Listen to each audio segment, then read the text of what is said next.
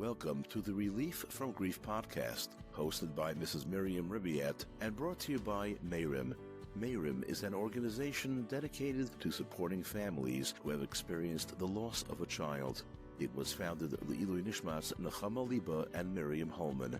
Despite her illness, Miriam devoted herself to addressing the needs of parents and siblings grappling with the immense pain of losing a child.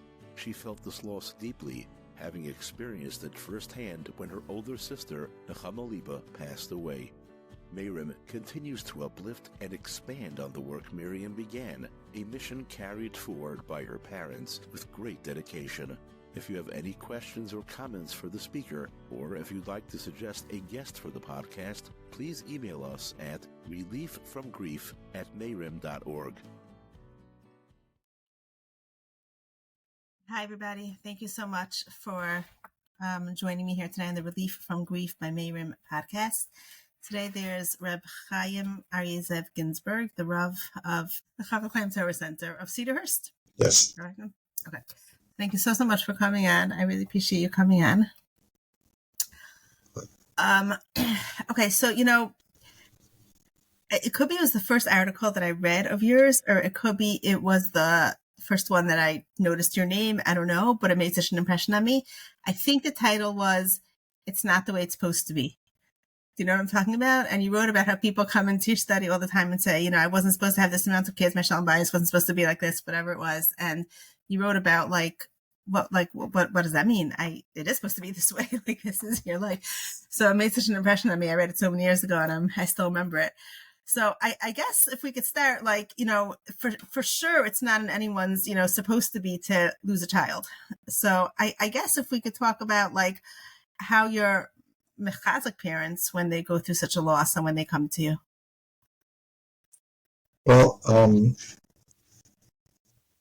don't know if there's a magic formula, but the question that you're asking, besides with two hats, besides being a rabbi, I'm sure when people come to me in all kinds of situations, difficult and not so difficult.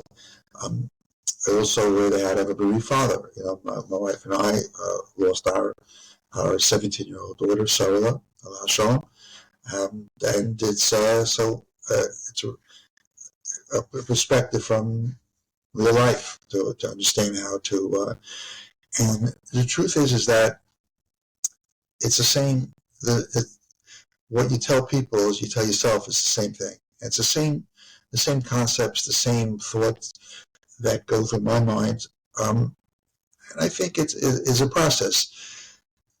But I think it's probably the most important thing to keep in mind is that we're not in control. Because Baruch Hu runs this world. Because Baruch Hu doesn't give anyone anything that they don't need. We have no understanding of why. Life comes from all kinds of challenges, big and small, and we're not given to try to understand why it happened to us because it's frustrating. There's no answers, and you spend a life just wasting away thinking about why and could have been different, should have been different, what if I did something different? Those thoughts are so numbing and so wasteful. You don't grow from it. You don't grow from it and you don't heal from it. There has to be an understanding that when things happen, especially things of this type of nature, it's HaKadosh Baruch Hu. There's a reason why it happened. It's way beyond our human comprehension. And we have to face the challenges. And facing the challenges is in a number of different ways. One of the ways that I know for myself, my life for sure, is with an incredible story. The famed Ger Rebbe, the M.A.M.S. Ger Rebbe was although I didn't know that M.A.M.S. was the Ger Rebbe in Europe before the war. Was the biggest Hasidus in Europe. He survived miraculously. There's a book written about his survival, how he was able to escape. Some of his children didn't make it out, some did. And he came back to Israel and he rebuilt the literally scattered the few remaining Hasidim from hundreds and hundreds of thousands of Gerach Hasidim, and we built. Look what Ger is today. It's the largest Hasidus in the world today. So there's something incredible that he had said. There was a young teenage boy who, one of the Gerach Hasidim, one of the Gabayim of the Rebbe, bumped into him in the streets of Yerushalayim. And he recognized him, and he called him by his Yiddish name.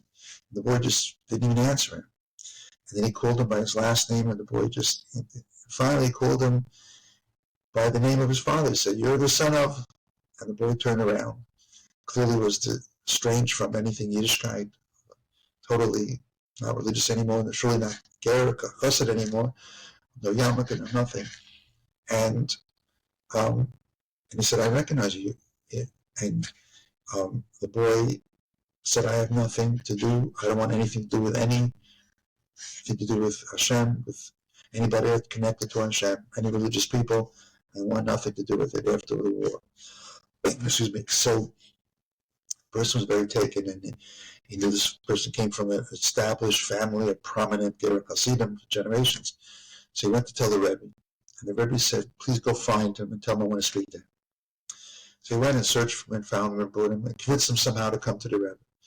When the Rebbe came into the Rebbe said, I knew your father and your grandfather and your great-grandfather. And he said, "Rebbe, I lost everybody. I was the only one left for my family. We had 160 relatives lived all in the same town. I'm the only one that survived. And I can't live with the pain, so I put it out of my mind. I want no connection to anything that's there." So the Rebbe says, he assumed the Rebbe was going to would yell at him, criticize him, call him a shagitz. And the Rebbe says, I understand you 100%. I feel the exact same way. And the boy was taken aback. And the Rebbe said to him, "Let me ask you, how do you think I survived? I lost many members of my family. I lost a few 100,000 Hasidim. How do I go on? How do I get up in the morning? How do I continue?" And the Rebbe told him a fascinating chazal. He said that he says, "I always had a question most of my life that we know that when Moshe Rabbeinu came down from Har Sinai, he had the luchos, he broke the luchos. And the pasuk says that he broke it leineim, in the eyes of Klal Yisrael. So he says, what does that mean in the eyes of Klal Yisrael? How do you break it? We know that anything that Hashem made can never be destroyed. Hashem made the luchos. How is it possible that it can be broken into pieces? So Rebbe says, that bothered me for so many years. Until finally I understood. Pasuk says that when brothers came down to Yosef, they didn't know that it was the Pharaoh's the number 2 man in Mitzrayim, and they came and says that he took Shimon and he separated them from Levi, and he separated them Leineim, and he took the prisoner, put him in a jail. So Rashi said, what does Leineim mean? It means it was only in front of their eyes. As soon as they left to go back to Yaakov, to go bring Binyamin, Yosef let Shimon out of prison, put on royal garments on him, let him stay in the palace. He was fed and clothed, given everything possible in the world. So only to their eyes. They thought he was in prison, but he was completely not. He says, now I understood that when it says that he broke the luchos in front of their eyes, it was only in front of their eyes. It was never really broken. The luchos were not broken. It was possible to break. But the Klal Yisrael, it looked like it was broken, laying mayhem to their eyes. And Miriam must told this boy, with this I survived. Because I realized my Hasidim aren't gone. My children and grandchildren aren't gone. They're just laying mayhem. I just can't see them. But they're here. They exist in this incredible spiritual world, an eternal world. They're there. I can't see them, but they're here. He says, and that's how I get up in the morning, and I greet my children, the ones that are here and the ones that are not here. I can't see them, but they're here. And all my Hasidim, when I speak to my Hasidim that are sitting in the room, I speak to the hundreds of thousands that I can't see in the room, but they're in the room. That's how I get through. And when the boy heard that, it had such an impression on him that he returned, that not only returned, he became a devoted Gabbai of the Rebbe, just like his father and grandfather was, and grew up to have an incredibly large, beautiful, wonderful family.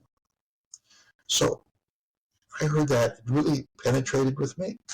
And I said, you're going to lose. My daughter's not gone. It's late a.m. I don't see her in the morning, but she's there. I feel her. Not only do I feel her presence, I will tell you that my wife and I spend more time a day with her than we do with all our other children. We started this whole Sarala organization, the nechamah. My wife is busy with it 15 hours a day. She's busy with it, sending out emails, reaching out, doing things, making shidduchim, doing whatever she does. All her neshamah. She's busy with it, much more than we were busy when she was alive. We built the shuls, we give shulim, we do things in her name. We constantly do things in her name. I just wrote a sefer, published a sefer, neshamah. These are all things that we do for her. This is late name, so she's not here, but I am spending time with her. I'm doing for her. I'm doing something for her neshamah more than I could do when she would be in front of me. That is, it's not just something just cute, but it's real. It's real. It's heartfelt, and it's how we and many other people get through. And I tell this to people all the time that come to me.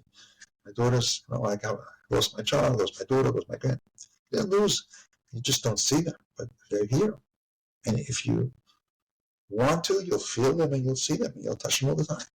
I get constantly. I had somebody yesterday send me a photo. They were in Eretz Yisrael. They went to my daughter's care. And, they sent me, and they went to see the shul that we built in her name. And they said, they're just blown away. I said, she's here. Just, this is how I interact with her. And it's comforting. It gives you tremendous chizuk. It's fulfilling. And it's a way to get through every single day and go through life that way. What happens when you see her friends that, I'm not sure how many years ago this was, but now are probably married with a few children, like you think to yourself, oh, she's here just in a different way? Or do you think, I want her here that kind of way? I want to see her married and a mother. I will tell you that time, it's a very valid question. I will tell you that people tell me who lost children that they have not been able to go to any of their children's friends' weddings or family simchas. They just can't. I think that the first wedding of a classmate of my daughter, which was she was engaged right after seminary, was about two years after, maybe 2.5 years, and they called us up to come to the Var, which went, and then the wedding, and I got a beautiful letter from the Kala who was getting married, how much, she wants us there, and how much she can't believe that Sarala is not there, and that she wants, I should get a bracha on the chuppah. And that was a struggle. That was something where I just didn't know how am I going to do this. And it was my wife. She says, you're doing it, and we're going to do it, and we're going to go, we're going to dance with her, and we're going to be there, we're going to give her simcha, and that's what Sarala wanted. I think that first one was challenging. After that, I get such joy when I get an invitation from their simchas, when I participated in the chuppah of many of them, many of her friends. I was beside Dushin, actually, one of her good friends, and I spoke at Sheva Brokers at a number of her friends. I remember, and I spoke about how the Kala came to our home playing with my daughter for Shabbos when they were kids growing up. I feel very much part of their simchas. There's really no sadness. There's really no sadness. It's joy for them. And it's not, it's not something that, we don't live sad lives. We live very fulfilled lives. We feel the loss. There are days, that we feel it more. Obviously, there's a Yom Tov, and there's a certain thing that we would have that we remember her, in a certain situation. We remember what it was like with her. And it was hard. I remember that the first summer, she was in nifteres in Kislev, about 2 weeks before Hanukkah, and So that first summer, we had a summer home upstate, and the summer before, she wasn't well. She was in camp, but she wasn't feeling well. She spent all summer there, and we took care of her, and her presence was. She loved that home. She used to have her friends come all the time. I remember that first time we walked into the house. That next summer, I was still saying Kaddish for her. It was it felt, and my wife, wanted all the children to come that Shabbos, my grandchildren to be there, but we felt, but now when I go to that house, I walk in there and I feel like how much she enjoyed it. It brings me a sense of joy, how much she loved going there. She loved the country. She loved coming with her friends. So it's the height, it's the positive, it's the approach, it's what your thoughts are. There are people who, I said this at there's an organization in Brooklyn, started by two women, two bereaved mothers. I think one's a Barak lady, the other one's a Lubavitcher woman, and they lost children, and they met somehow, and they put together bereaved mothers. So they had read something that I wrote several years before my daughter passed away, and they asked me to come speak. They have events once or twice a year before Yom Tov, and I came in and spoke to them. I remember saying, what am I going to say to you? I can't feel your pain, and then they asked me to come back. It was the year after Sarala, it was nifteres, and came back, and I said, before I was, an observer, now I'm a participant, and I feel what all you feel, but I said that I don't want to feel what all you feel. Some of you are doing this for 20 years. That means you still can't step out of it.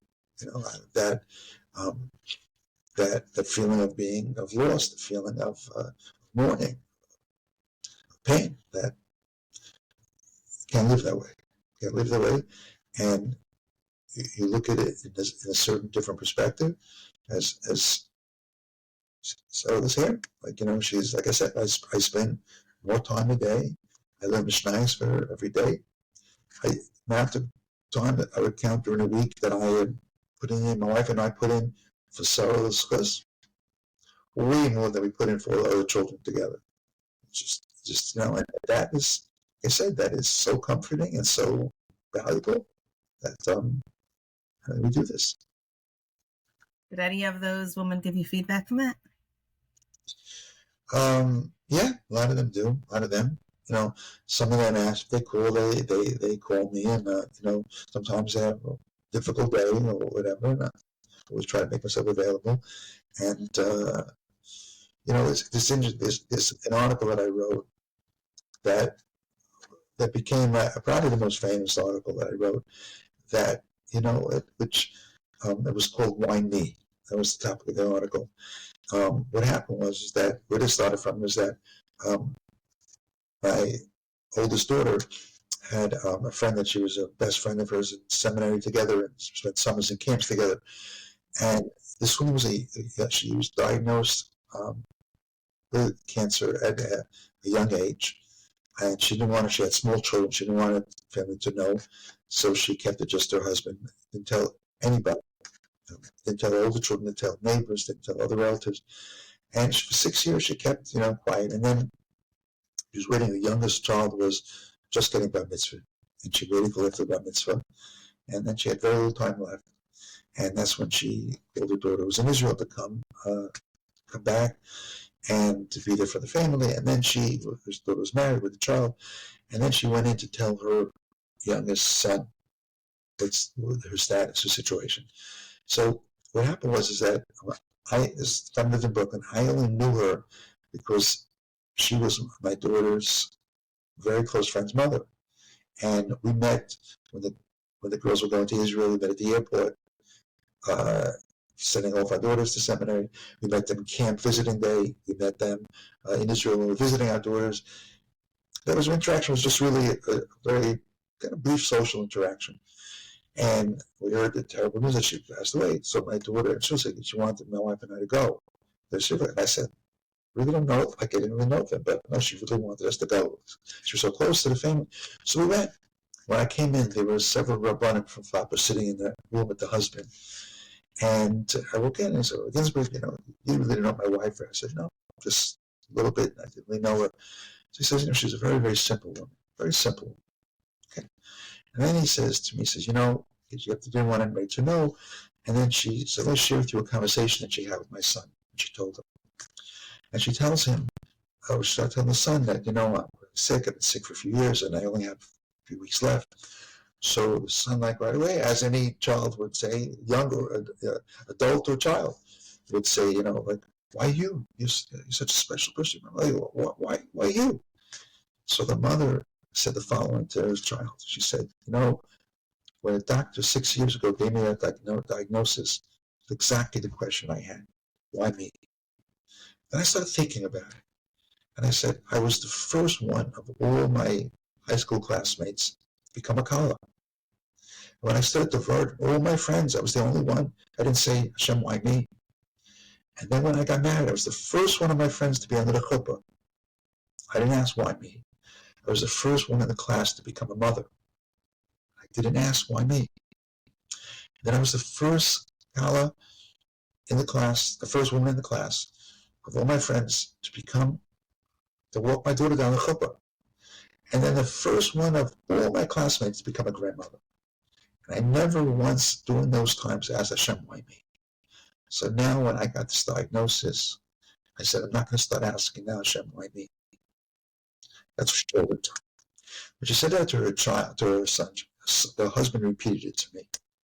And I said, whoa. So this is for Klal Yisrael. And I didn't say a word. I listened and I said, I walked out. I went, sat home, I came home, told him I'm not going to sleep tonight. I sat down by the computer and I wrote an article called Why Me? And the next morning, I called the daughter, the one that was good friends with my daughter, and I said, I wrote an article. Now, it's so powerful, this statement your mother mentioned, that I can put it without any name, but it has so much more meaning if it's a name of a person. But your children, was a husband, her mother had parents were still alive. I said, I don't want anyone to feel uncomfortable. I'm sending it to you. I'm emailing it to you. I want you to show it to the entire family. Anybody has any concern, any feelings that uncomfortable, that I will not put it in. I sent her 3 or 4 days she got back to me. She says the entire family, my grandparents, my father, my siblings, all feel such a course for my mother. For neshamah, that this would be mechasek people. So please go ahead. So I sent her into Mishpacha. And I said, stop the presses. This is what you're putting in. And I put it in. So I want to tell you what came out of that article. First, it was interesting. It was a few years later, Mishpacha had their 10th year anniversary. And they put out a thing. They put out to all the readers what they felt was the most impactful article. 3,000 readers responded. 97% of the readers, 97%, said it was an article, why me? Pick that as the first article. Now, what happened? What the feedback to me was, it was about 2 years after the article came out, I get a email from a lady from Muncie. She sends me a thing. Elizabeth, thank you for giving me back my family. I had no idea what she was talking about. So this guy call you. Calls me up. She tells me the story that she tells me a story that she had it was only her and her sister, and her father died when they were young, and then she had just gotten married and her mother passed away. So her sister was 3 years younger than her, so all she had in life was her sister. Her sister moved in with her, and during the dating process, she walked her sister down the chuppah. And then her sister got married, and after got married, I moved like on the same block as her. And they were together, the whole family, all they had was each other. Unfortunately, her sister had a daughter, and at 6 years old, got sick, and unfortunately passed away. And her sister, the mother of this child, was just inconsolable. And she refused to come out of her house. For more than a year, she did not leave her house. They tried everything. They had Sisha Rebbe, very famous Rebbe in Eretz Yisrael, was very close to the family, came specially, sat with her, didn't help. Therapist tried, family. She wasn't taking care of other children. She just gave up on life. And meanwhile, this woman who sent me, this other woman whose older daughter got engaged, and was getting married. She says, you have nobody else, no other relatives, just you're my only blood relative. How could you not be at my wedding? I'm not. Anyway, she was just beside herself. And then she was sharing this with someone, and a friend came over to her and said, listen, read this article. So she takes the article. The next morning, she goes to her sister's house. She goes into the house, sister sitting in a chair in a bedroom. She puts down the article, Why Me? And she said, just read it. I'm not going to say anything, just please read it. A few hours later, knock on her door, her sister's by the door. Her sister says, come, I need you to go. I don't have a dress for the wedding. You got to come. Let's go shopping for a dress for the wedding. She says, my daughter got married. My sister sat next to me. I danced with her. She danced with my daughter. She says, thank you for giving me back. Tell the story only because you just don't know what resonates with people. Why me? What? It was a simple message, not mine. A message from a mother who was saying goodbye to her child, who was looking for a way to give her child, the chizuk, the ability to go through and deal with this challenge that he was going to go through. Just a powerful personal thing, and other people took from it. And that's one of the things in my book. I wrote the book as articles that I felt gave chizuk. And again, why me is because I heard from all over the world. People told me somehow it resonated with people. So when something a lot of losses is always the first thing. Hashem, why? What did I do different? What me? Why me? It's such a wrong question to ask, because the questions are good if you have answers. No one could provide an answer for it. So and the question is just tears down a person.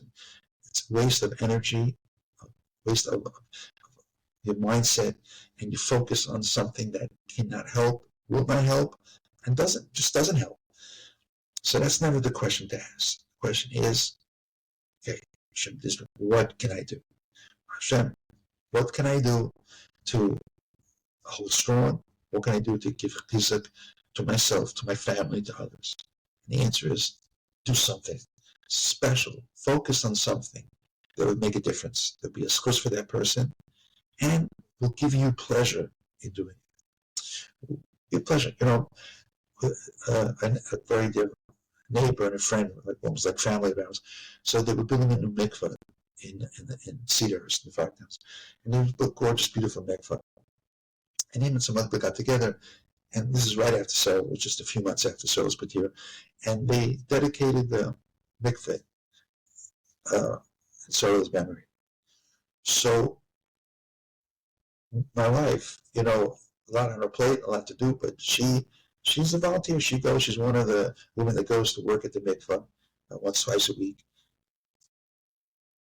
Only does because she feels close to Sarala. She feels that when a woman goes into the mikveh, she's going there, she meets her brother, her wife is there. She feels that it's like another schus for Sarala. It gives her such.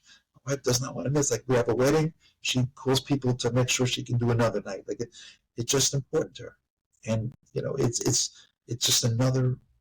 It's not even healing. It's a connection. It's a connection, and the connection is so real that I will tell you that obviously the emotional connection as time moves on. That's Akash Baruch Hu created us that way. But the deep connection that when you involve, when you think of ways to do, makes an incredible difference, and it's healing, and it lets people get through anything and go through and keep on building and going from there.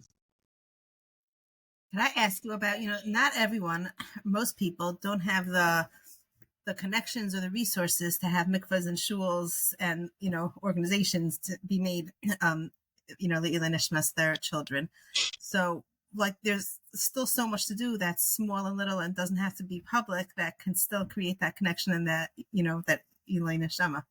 100%. That there's parents, group of parents that don't have any means, and this was their only child. They lost their only child.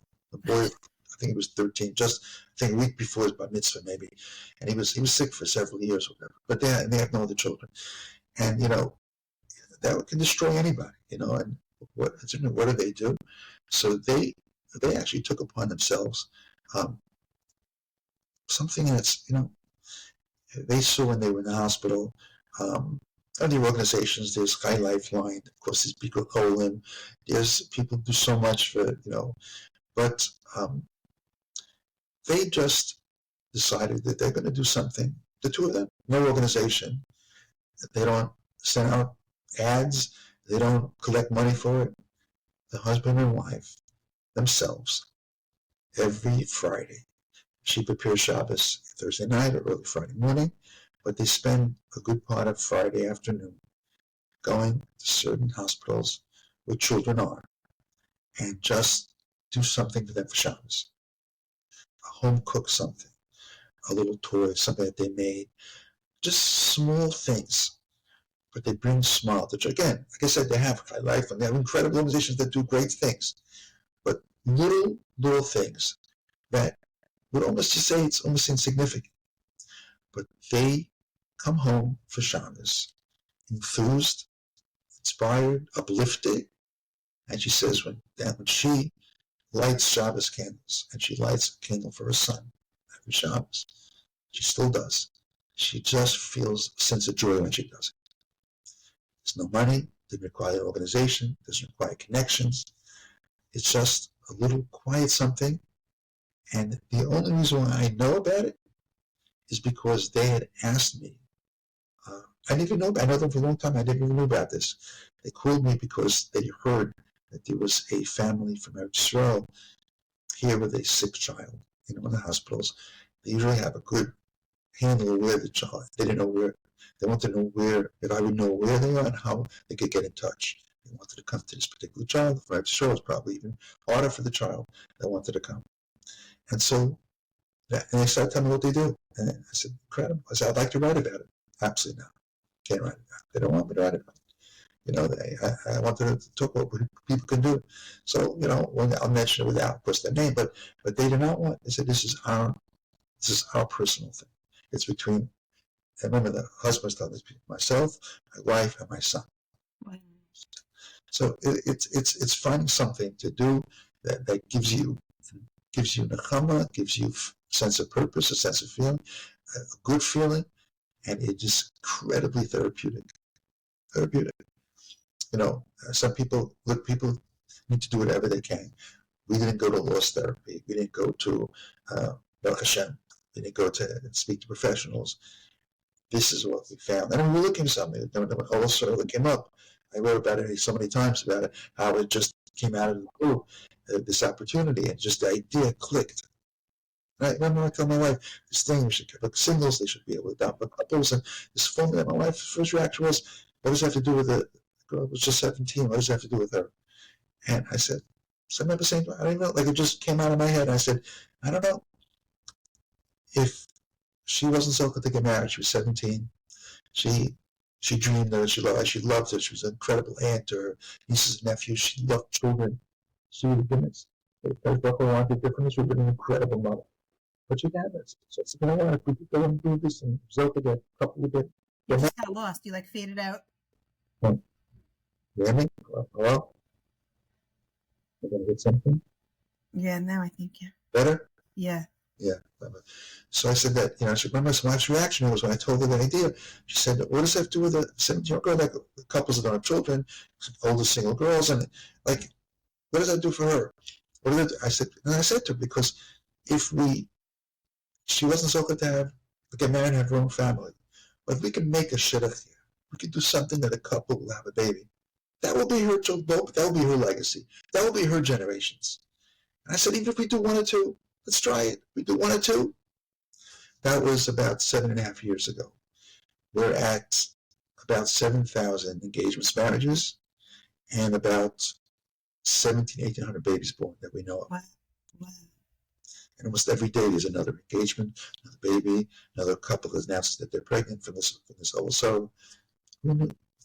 It just, when I said it, I said, and I said this, I went to the last yard site. We had some people there. There was a small group at the cemetery, and I said, it's a Sarala. I said, in Shemayim, You have had more descendants than people who lived 150 years. You have thousands, Baruch Hashem, of children being born from this that came from you. It's an incredibly wonderful feeling to know that she has chusim and that we're able to do this for her. And again, it was just an idea. It came. It didn't require. It wasn't. But so again, you don't have to have grand ideas. Something small, something as an example I just gave, it makes such a world of difference. And then it's what, as I started with what the Miriam said to that boy, it's only lay mayhem. It's only, I don't see them, but they're here. My entire family is here. I can see them all here. You just can't see them, but they're here. That is an incredible way to go through life. Uplifting way to go through life. And how do you keep her alive for all your grandchildren and everything, that they should know her, not just as a organization, but as a real person? Well, I'll tell you, and this really is a credit to my children. We have, her name is Sarala. So it's Baruch Hashem. I mean, we never ever had to ask our other children, when you have a child, maybe name. We never had to ask. That was I have Baruch Hashem, 3 married daughters and 2 married sons. All of them have a Sarala. Every one of them, they had another name, of course, because she died young. They all have a Sarala. One of my children, can't call her Sarala. It's too hard for him to do that. So he calls her Sari, but the name is they have the name of Sarala. One of my daughters, who lives in my third daughter in Jackson, just had a baby just 2 weeks ago. So she named her second daughter Sarah because of my son-in-law's grandmother. So so what she did was, just this new baby, she named her, Sarah's name had 2 names. Sarah's name was Sarachaya. So all my other kids gave the name Sarachaya, plus they added another name. So she named a different name of a different grandmother and used the name Chaya. So because this way she has something for Sarah. So all my children have, and that is, it's. She never had an added name before she was nifter? Sorry? Sarala never had, you never added a name onto her? No, never added it. No. It was, we never did. The truth is that I never did, but when she was born, we had different names in mind, but when she was born, this problem that she had was right away. She was in the NICU. So I was trying to think what to name her. So what I did was the parsha, she was born the week up between Chaisar and Toldos, between that week. So I named her Sarachaya. Sarah, because Sarah Imenu, and Chaya, that she should be able to have a long life. So I named her. So Chaya was really the name that was given for that. We never had a name. It was that wasn't happened so quickly in the last few months. And things went down, but we didn't actually do that.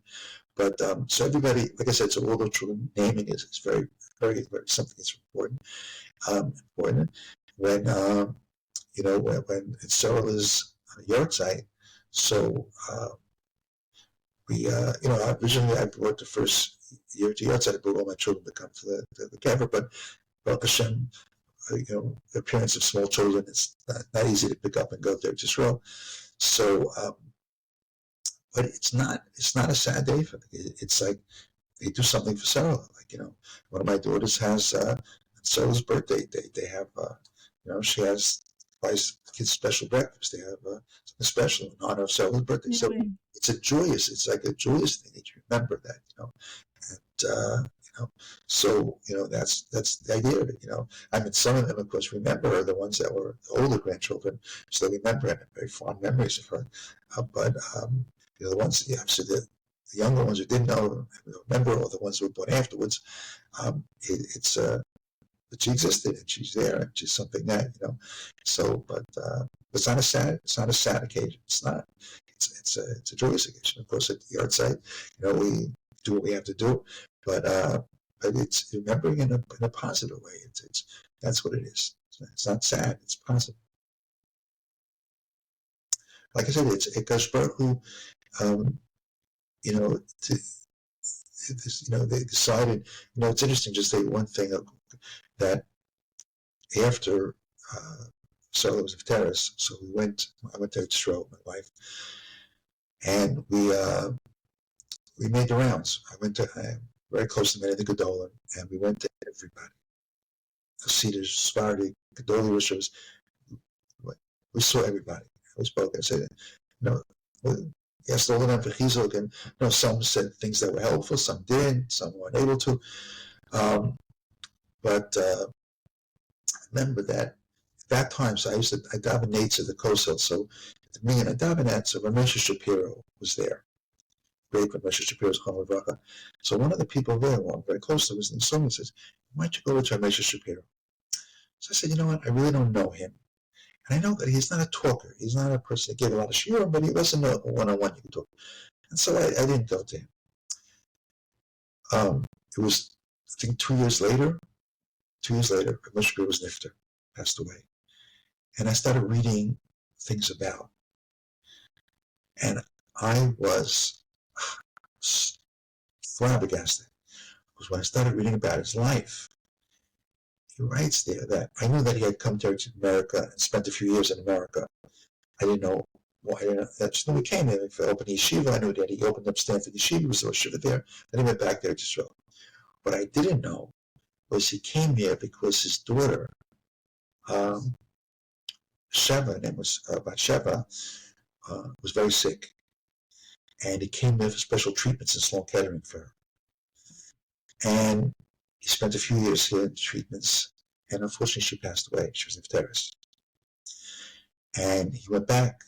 Aryeh was here, and then he went back to her. Then once he went back, when she passed away, he stayed there. And when I saw that, I said, I had an opportunity to talk to him, and I felt like I didn't have a relationship. What's the point? He was the one man I could have understood, because he never got over it. He always spoke about it. And he said something so incredible at the funeral that I had seen written up. And I spoke to two people who were there with him, who shared an incredible thing that he said. At the Levaya, he said that I have a question. I have a question on HaKadosh Baruch Hu. The question on HaKadosh Baruch Hu is that HaKadosh Baruch Hu violated his own Torah. The Torah says, we know that there are three partners to a person that's born, mother, father, and Hashem.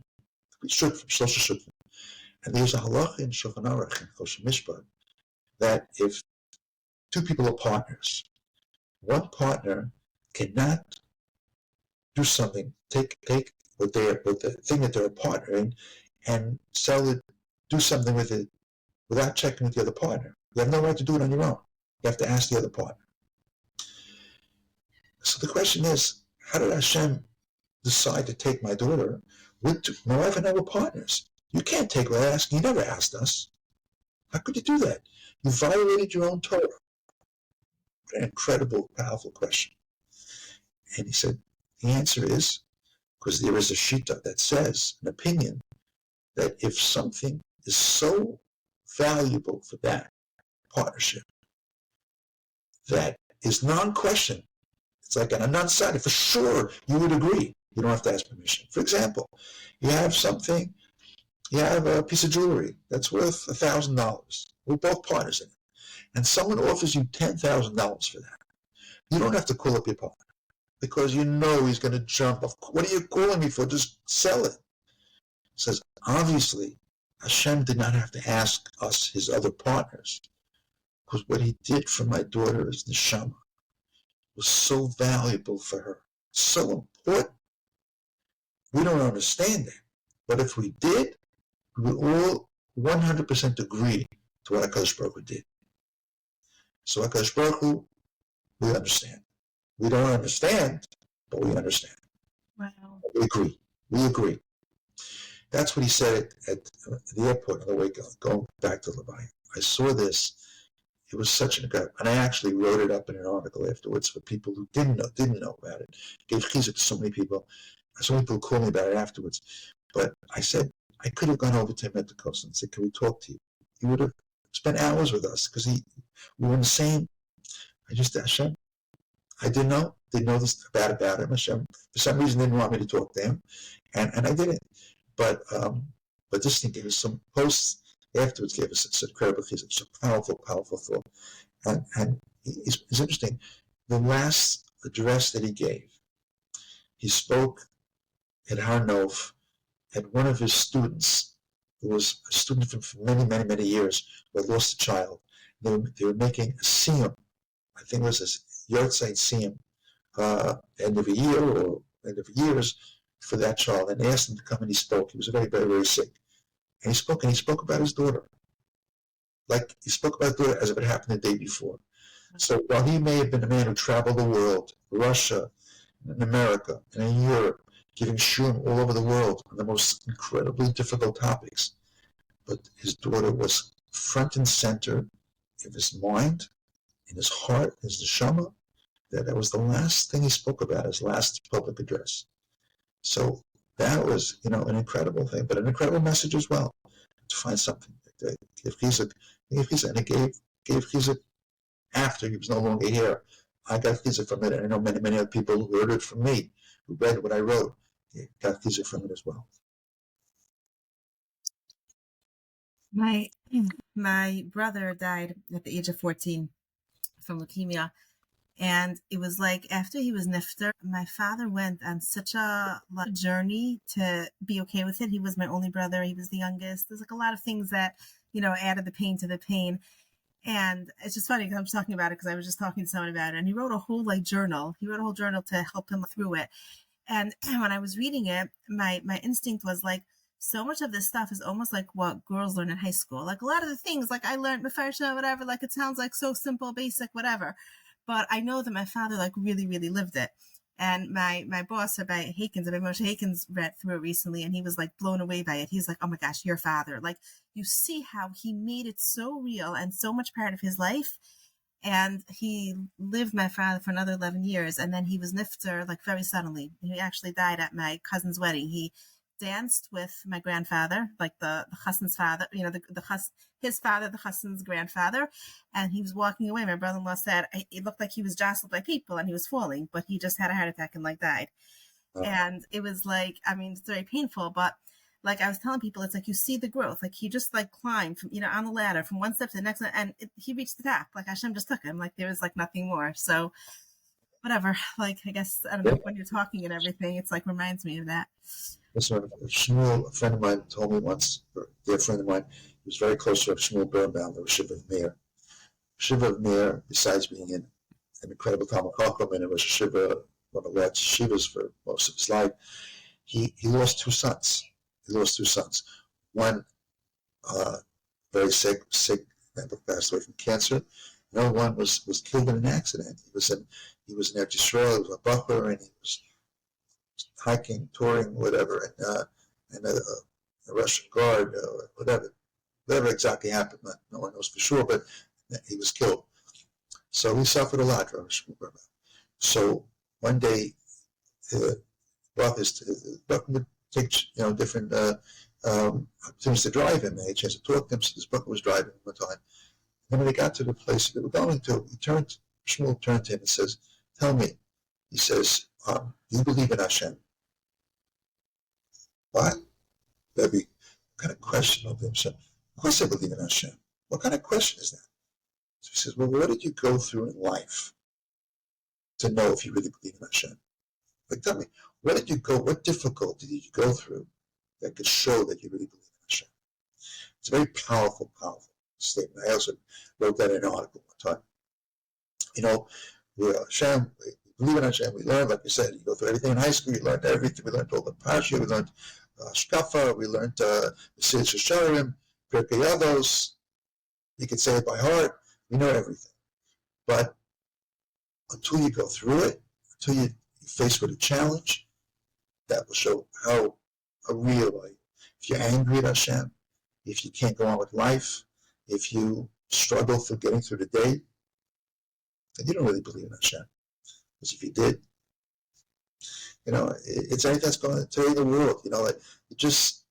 There's not a day that the news goes on that just all over the world, and that this. Well, we hope Trump will do this. We hope Trump will do that. What about this? Should have done this. Should have done that. Hashem runs this world. You believe it? So how do you get so sidetracked and think that it's up to individuals to make decisions on what's going to affect Klal Yisrael and the world?